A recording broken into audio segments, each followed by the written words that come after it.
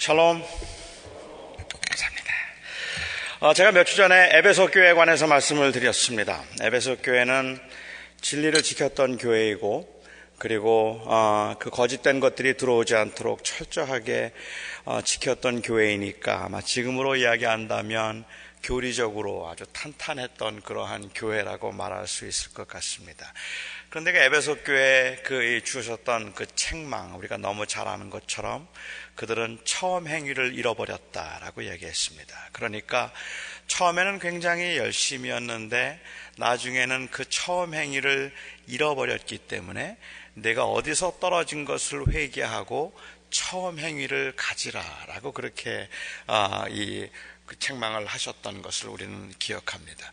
에베소 교회가 그런 책망을 받았다면 지금 두아디아 교회는 어쩌면 에베소 교회하고는 조금 반대되는 것 같다는 생각이 들어요.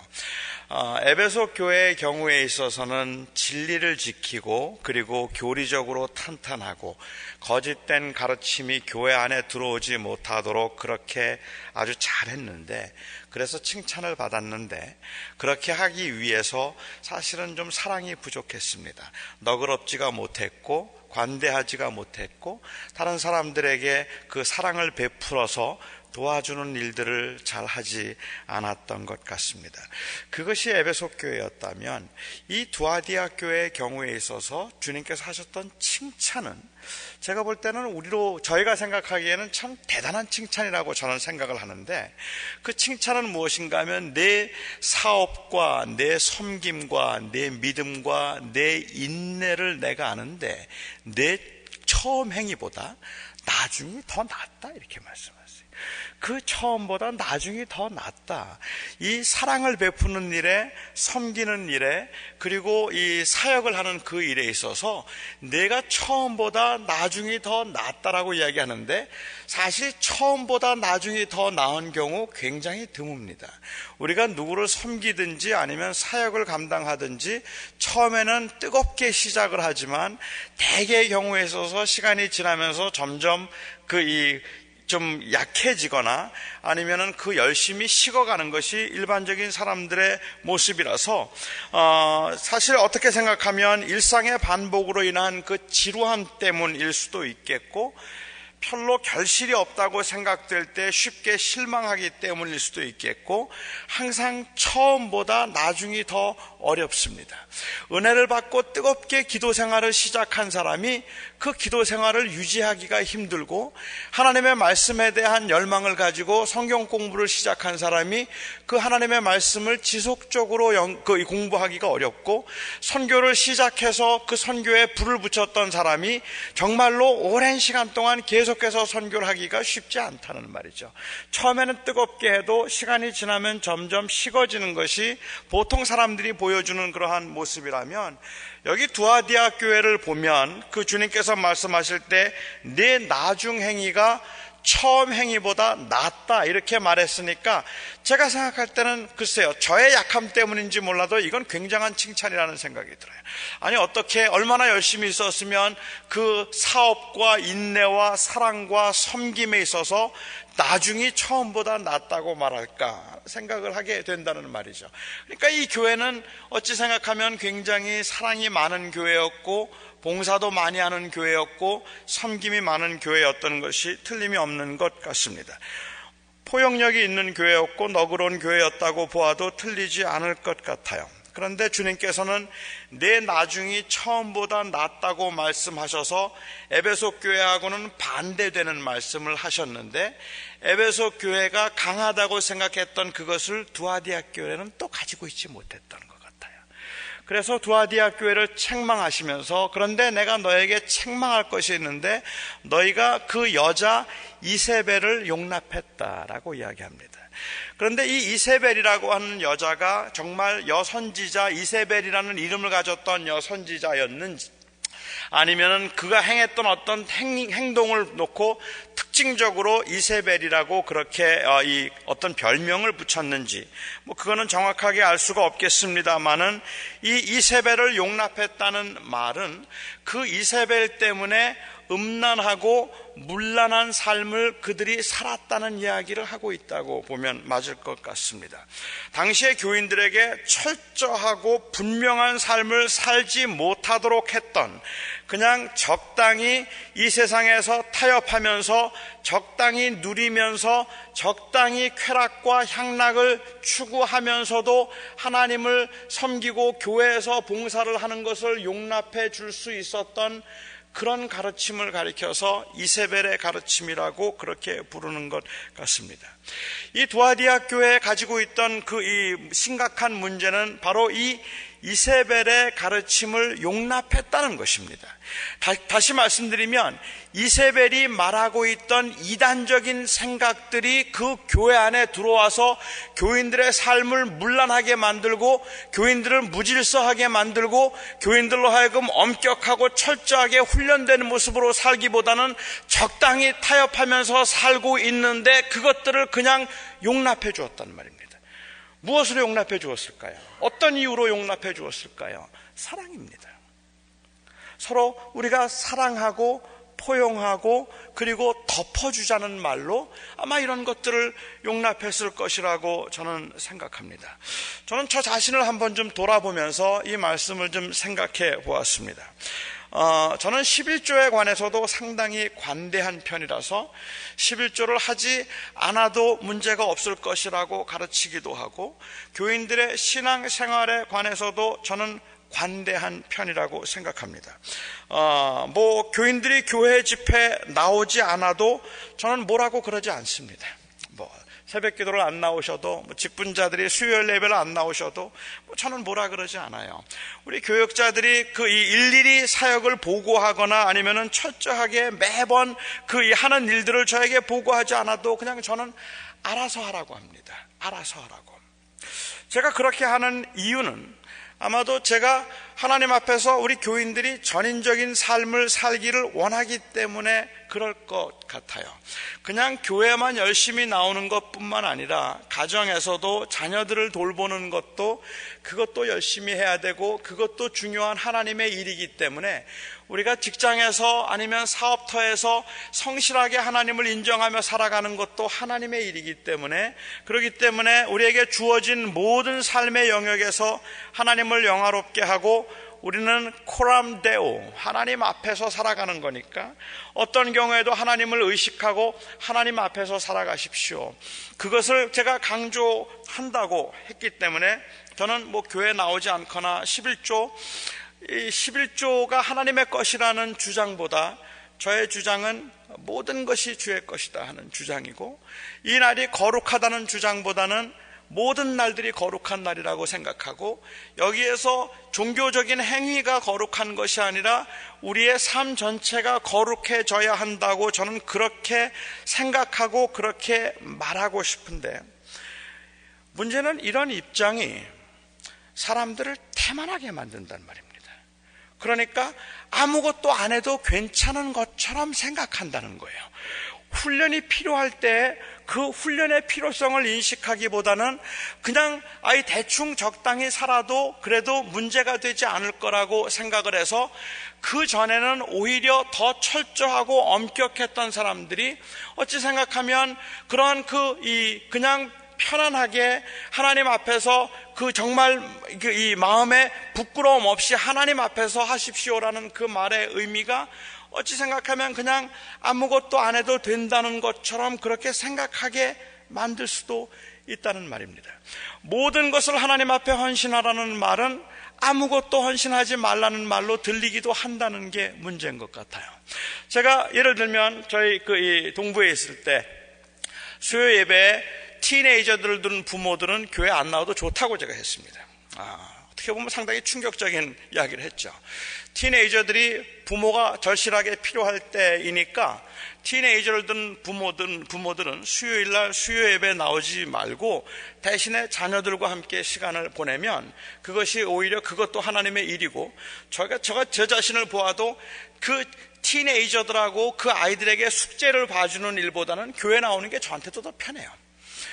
그런데 그 아이들과 함께 보내는 시간이 훨씬 더 중요한 시간입니다. 그러니까 그 아이에겐 지금 이 일이 바로 사역입니다라고 그렇게 이야기를 하니까 젊은 부모님들이 너무 좋아하더라고요. 역시 제가 깬 목사잖아요. 그죠? 역시 맞다. 그리고 너무 좋아해요. 그리고 나중에 컴플레인이 들어오기 시작해요. 이 아빠들이 교회 안 가고 집에서 게임을 한다는 거예요. 집에서 게임을 하고 있다는 거예요. 그러면 차라리 나오는 게 낫잖아요. 집에서 게임을 하는 것보다는. 저는 그게 바로 태만함이라고 생각하는 겁니다. 그렇게 할 거면 차라리 교회를 나오지, 제가 교회를 나오지 않아도 좋다고 말하는 것은, 그것은 그 아이들과 함께 시간을 보내고 그 아이들의 숙제를 봐주는 그 거룩한 일을 하라고 하는 것이지, 이건 아무것도 안 해도 좋다는 의미에서 그 말을 하는 건 아니었지 않느냐는 말입니다. 우리가 꼭 선교를 해야 되는 건 아니고 우리의 삶이 선교적인 삶이 되어야 합니다라고 이야기를 하면 우리의 삶이 선교적인 삶이 되어야 한단 말이에요. 그런데 그 삶이 선교적인 삶이 되지 않으면서 선교를 하지 않아도 되는 익스큐즈를 만들어 버린단 말이에요. 그러면 이거는 훨씬 더 심각한 문제가 되지 않겠느냐는 거죠. 우리가 삶이 기도여야 합니다. 우리의 삶 가운데 우리는 항상 주님께서 쉬지 말고 기도하라고 하셨으니까 우리의 삶이 기도여야 하는 겁니다. 그러니까 우리는 늘 그 기도하는 마음으로 주님과 동행하는 것이 더 중요하지, 그냥 오전에 30분 1시간 기도했기 때문에 내가 기도 생활 잘했다고 생각하고 그것 자체를 경건이라고 생각하는 것은, 그것은 이원화된 모습입니다 라고 이야기를 하면, 그 말에 너무 동의하는 분들이 기도하는 마음으로 살지 않는단 말이에요. 그러면 차라리 기도하는 시간이 있는 게 더 낫잖아요. 여기에 지금 두아디아 교회가 가지고 있는 문제가 그런 비슷한 문제인 것 같다는 저는 생각을 한다는 거죠.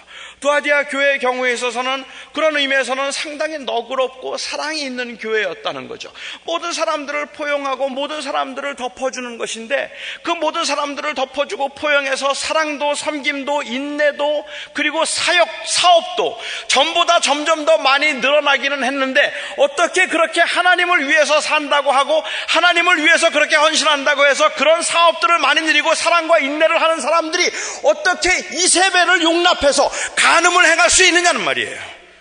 있을 수 없는 일이잖아요. 이건 완전히 모순되는 모습 아닙니까? 그런데 그것을 용납하고 있었다는 것은, 이것은 그냥 모든 것을 편안하게 생각하고 쉽게 생각했다는 그러한 의미였을 거라고 생각합니다. 여기에는 제가 생각하기에는 자유함이 있었지만 치열함이 없었습니다. 관대함이 있었지만 철저함이 없었습니다. 우리가 신앙생활을 하면서 정말로 중요하게 생각하는 건, 우리 7교회의 교회를 보면서 다 계속해서 우리가 볼 때마다 느끼겠지만, 결국 우리의 신앙생활에서 중요한 것은 균형입니다. 그런데 이 균형과 조화를 가능하게 만드는 것은 무엇인가 하면 하나님의 임재란 말입니다. 우리가 하나님 앞에서 살아가기 때문에 거기에 일관성이 있는 거예요. 여기선 열심인데 저기서는 아닌 것 같은 그런 모습이 가능하지 않다는 말입니다. 우리가 약대는 삼키면서 하루살이는 걸러내는 그런 모습이 가능하지 않다는 말입니다. 회양과 근채와 그리고 또한 이 박하의 11조까지 드리면서, 집에서 기르는 채소의 11조까지 철저하게 드리면서 의와 인과 신을 저버리는 이 모습은 모순되단 말이에요. 왜요? 하나님의 임재 앞에서 산다고 하는 그 의식을 갖지 못하면, 그 의식을 갖는다면 이 의식은 틀림없이 우리에게 조화를 만들어내기 때문에 그래요. 균형이라는 것을 만들어낼 수 있기 때문에, 그것이 바로 이 균형이라는 것이 일관성이 아니겠는가 말입니다. 어떻게 사랑과 섬김이 더 많아졌는데, 어떻게 선교를 더 열심히 전보다 더 많이 하는데, 그런데 그 삶은 전보다 더 문란해졌어요. 그러면 이건 문제가 있는 거 아닙니까? 더 향락적이 되었다는 말입니다. 한국교회가 12,000, 15,000명의 선교사를 내보내고 그렇게 해서 선교하는 교회라는 이 시대의 선교를 맡았다고 그렇게 이야기를 해서 정말로 복음을 위해서 선교하는 사람들이 그렇게 많고 선교에 열심을 하고 있는데도 불구하고 그 교회가 그 선교 현장에서 벌어지고 있는 일들을 그야말로 느끼지를 못해서 향락과 사치와 그리고 부귀에 빠져 있다면, 그래서 그것들을 마치 누리고 내가 그래서 최고로 복을 받은 것처럼 그렇게 생각하고 있다면, 그렇다면 선교라는 것이 내가 지금 누리고 있는 향락을 합리화시키거나 향락을 누리고 있는 내 자신의 죄책감을 조금 누그러뜨리기 위해서 한 행동밖에 아닌 것처럼 보인단 말입니다. 이게 위험하다는 말이에요. 바로 이것을 지금 두아디아 교회가 범하고 있는 실수라고 이야기를 하고 있는 것 같습니다. 저는 그렇기 때문에 사실 이 문제는 그 균형의 문제라면 정말로 중요한 것은 우리가 마음을 살피는 것이고 행위를 보고 판단할 게 아니기 때문에, 그렇기 때문에 주님께서는 이 두아디아 교회를 향해서 말씀하시면서 아주 굉장히 날카롭게 주님은 말씀하실 때 주님을 묘사하면서 다른 교회하고는 달리 주님을 묘사할 때 말하기를 그 눈이 불꽃 같다라고 했어요. 그 눈이 불꽃 같고 그 발이 빛난 주석 같은 이가 가라사대라고 얘기합니다.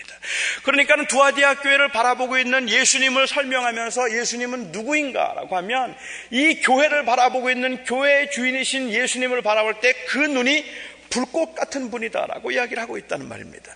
그 눈이 불꽃 같다는 말의 의미가 무엇이겠습니까? 그 중심을 꿰뚫어 본다는 이야기가 아니겠습니까? 가장 마음 깊은 곳에 있는 것을 보고 계시다는 분이라는 얘기가 아니겠습니까? 그러니까 하나님 앞에서 어설프게 합리화시키려고 하지 말라는 이야기를 하고 있는 거 아닙니까? 그냥 그것은 내 욕심에서부터 비롯된 것인데도 불구하고 마치 그것이 욕심에서 비롯된 것이 아닌 것처럼 그렇게 미화시키지 말라는 이야기를, 하나님은 다 아신다는 이야기를 하고 있는 거잖아요. 그냥 세상에서 그냥 그렇게 누리고 싶고 즐기고 싶고 그렇게 그래서 향락적으로 살아가고 있으면서 그것을 마치 사랑인 것처럼, 그것이 섬김이고 그것이 관대함인 것처럼 말하지 말란 말입니다. 여기서 주님께서 말씀하실 때는 그렇기 때문에 어떻게 보면 그 하나님의 사람들이 가지고 있는 그 깨어있는 모습에서 보여지는 그 긴장이 있는 것 같아요. 에베소 교회처럼 너무 철저하다고 생각해서 관대함이 없어서도 안 될 것이고, 두아디아 교회처럼 관대함이라는 이름으로 그냥 철저함을 놓친 채 이 이세벨을 용납하는 그러한 일도 교회가 없어야 된다는 말입니다. 이 교회가 그런 의미에서는 강함과 유연함을 가지고 있어야 되고, 엄격함과 자유함의 조화가 있어야 되고, 관대함과 철저함의 그 조화와 균형이 우리 안에 있어야 되는데, 이것을 가능하게 만드는 것이 무엇인가 하면 바로 내가 하나님 앞에서 하나님을 의식하고 살아간다는 불꽃 같은 눈으로 나를 바라보고 계시는 그 하나님 앞에서 우리의 마음을 살피는 거라는 겁니다. 혹시라도 내가 합리화시키고 있는 것은 아닌가, 내가 지금이라도 그냥 내가 편리하고 편한 대로 생각하고 있는 것은 아닐까. 너무 많은 사람들이 그냥 그 태만함이나 게으름을, 때로는 그 이 훈련하거나 아니면 하나님 앞에 기도하지 않는 그러한 모습을 마치 삶이 기도라고 말하는 말로 합리화시키려고 하는, 그 삶이 기도라는 말은 너무 맞는 말이지만, 그런데 그 말을 내가 왜 하고 있는지는 내가 알잖아요. 내가 지금 게을러서 기도하기 싫어서 그 말을 하고 있는 것인지, 정말 순간순간을 기도하며 살고 싶어서 그 말을 하고 있는지는 사람이 알겠습니까? 내가 알죠. 하나님이 아시죠. 그래서 그 불꽃 같은 눈으로 우리를 보시고 그 발이 빛난 주석 같아서 견고한 그 하나님 앞에서 우리가 그 하나님이, 그 주님이 지금 두아디아 교회를 책망하고 계시다 이야기합니다. 이건 행위의 문제가 아니라 마음의 문제인 것 같다고 생각합니다. 그만큼 주님께서는 통찰력을 가지고 통찰하신다는 그러한 의미일 것입니다. 이 주님 앞에서는 타협을 관대함이라고 볼 수 없고 방종을 자유라고 볼 수 없습니다. 그것은 하나님의 눈이 불꽃 같기 때문입니다.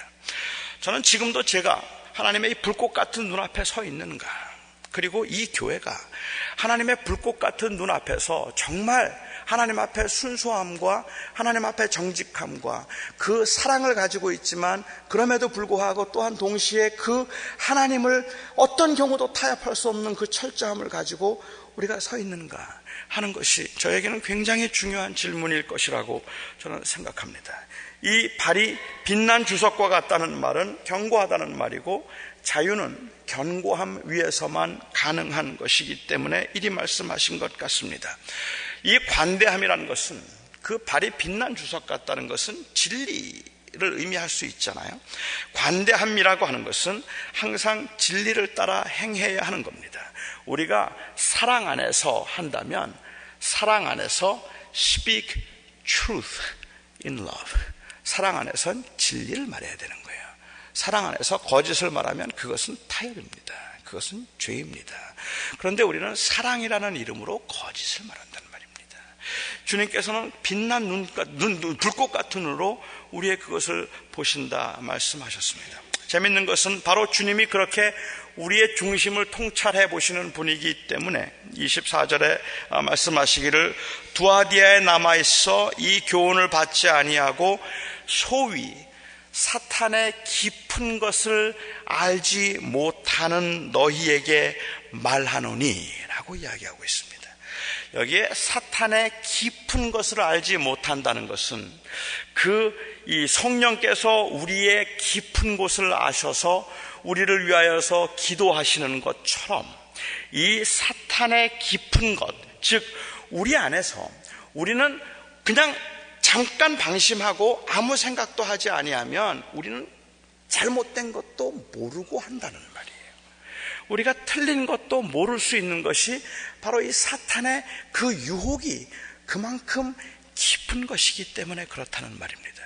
이건 우리가 웬만큼 깨어있지 않고서는 사탄의 깊은 것을 우리가 알 수가 없는 것이라고 저는 생각합니다. 교회도 우리 개인도 이 사탄의 깊은 것을 좀 우리가 생각한다면, 그것을 통찰할 수 있다면 우리가 지금 무엇을 돌이켜야 하는지, 무엇을 회개해야 하는지, 이런 것들이 그냥 피상적인 것들이 아닌 것 같아요. 행위를 놓고 이야기하는 것이 아니라 그 행위를 가능하게 만들었던 내 마음의 상태가 어디에 있는가 하는 것을 우리가 살펴봐야 한다는 말입니다. 우리의 마음이 지금 엉뚱한 곳에 가 있는데 겉으로 그럴듯하게 행동한다고 그게 무슨 의미가 있겠느냐는 말입니다. 우리의 마음이 하나님 앞에서 어디에 가 있는가 하는 것을 우리가 살펴보지 아니하면, 그래서 그 마음을 우리가 사탄의 깊은 것을 본다는 이야기는, 저는 바꿔서 이야기하면 바로 우리 안에 있는 그 마음에 있는 가장 깊은 것을 우리가 봐야 한다는 말이에요. 우리 안에 있는 가장 깊은 것을, 나는 도대체 무엇을 위해서 사는가? 아니면 나는 지금 무슨 생각을 하고 있는가? 내가 무엇을 궁극적으로 추구하고 있는가 하는 것들을 살펴보지 않으면 저는 우리의 욕심을 정말 아름답게 미화시킬 수 있다고 생각합니다. 우리의 탐욕도 미화시킬 수 있고요, 우리의 음욕도 미화시킬 수 있습니다. 아무 문제가 없는 것처럼 그렇게 보일 수 있다는 말입니다. 하지만 하나님 앞에서 깊은 것을 들여다보면, 사탄의 깊은 것을 우리가 깨달으면, 그러면 우리는 그 두려움 때문에라도 사실은 지금도 하나님 앞에서 그 사탄의 깊은 것을 우리가 안다면, 우리가 오늘 하나님 앞에 기도하면서도 정말로 내 마음속을 살펴보아야 될 것 같아요. 하나님, 제가 정말 전인적인 그리스도인의 삶을 말하고 있는 겁니까? 아니면 태만을 말하고 있는 겁니까? 제가 복음 안에서의 자유함을 말하고 있는 겁니까? 아니면 방종을 말하고 있는 겁니까? 하나님, 제가 정말로 이 교회에 대한 그러한 그 애정과 열정을 말하고 있는 겁니까? 아니면 나를 말하고 있는 겁니까? 주님, 제가 주님을 말하고 있습니까? 그렇지 않다면 나를 드러내고 있는 겁니까? 우리가 이것을 물어야 된다는 말입니다. 아니, 목사인 제가 제일 많이 물어야 되지 않겠습니까? 제가 이 자리에서 이렇게 설교를 하는 것도, 제가 무슨 일을 하든지 간에, 주님, 제가 정말로 주님을 드러내고 싶은 겁니까? 아니면 나를 드러내고 싶은 겁니까? 제가 분노함이 이 교회를 사랑하는 마음에서 비롯된 것입니까? 아니면 그것이 내 자존심 때문입니까? 이거는 내가 들여다봐야 된다는 말입니다. 하나님 앞에서.